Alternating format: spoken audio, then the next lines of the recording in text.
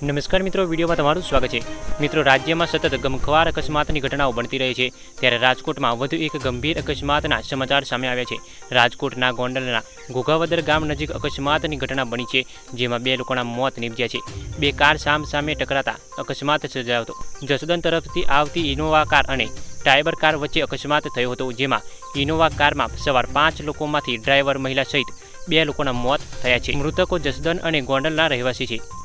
મૃતકના મૃતદેહને જસદણ સરકારી હોસ્પિટલમાં પીએમ અર્થે ખસેડવામાં આવ્યા છે।